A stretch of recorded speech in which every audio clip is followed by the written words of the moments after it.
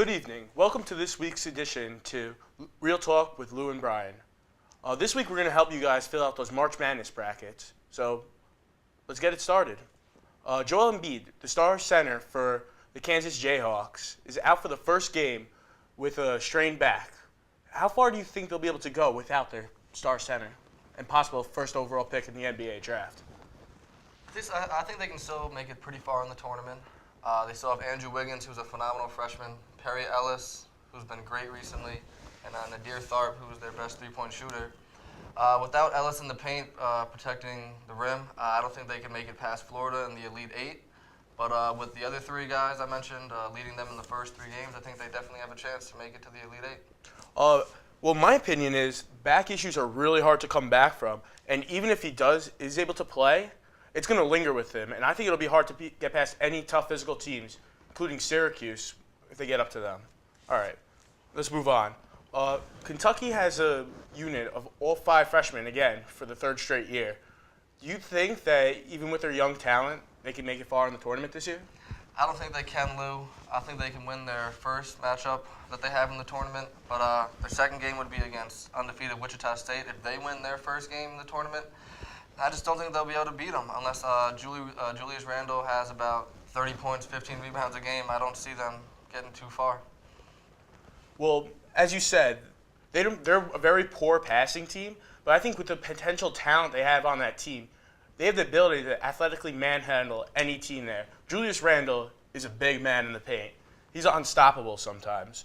But it would be tough for them to get past Wichita State, and they're also in the toughest bracket. So even if they do get past Wichita, they still have to play either a Michigan or a Duke. So it would be hard for them to make it to the Final Four. But with that talent, it's definitely possible. All right, let's move on. Do you see any major upsets happening in the first round this year? One that I like is number 12 seed North Dakota State over number 5 seed Oklahoma. Oklahoma is 308th in the country in points allowed per game, and North Dakota State is number 1 in the country in field goal percentage. I think if North Dakota State's able to slow the game down, get good shots, they'll be able to slow down the Oklahoma high-power offense and have a chance in this game. All right. I, too, believe that a number 12 seed could beat a number 5 seed. I think that Harvard has a good chance to beat Cincinnati. Cincinnati really struggles to get the ball in the basket. And as they say, you need to put the ball in the basket to win. And what Harvard lacks in size, I think their tallest player is only 6'10" or something. But what they lack in size, all 5 of their starters are averaging double digits.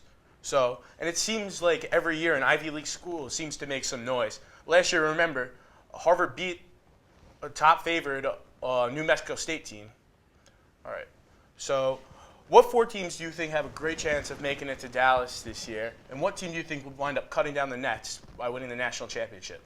My Final Four seeds are, or my teams to make it to the Final Four are Michigan State, University of Louisville, Arizona, and University of Florida. And I'm going to pick Michigan State to beat Louisville in the finals. Michigan State's been on a great run. They won 4 of their last 5, including wins over Wisconsin and Michigan in the Big Ten championship game.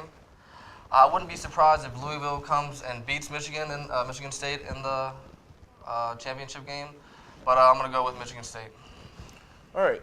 The 4 teams I have, well, 3 of them I took because there's just some red-hot teams. Florida, Iowa State, and Louisville all won their collective conference championships, which mean they're used to winning right now. And I took Arizona out of the West because that's one of the weaker brackets, and I think it's a safe pick taking that number 1 seed. They match up well against a lot of those teams.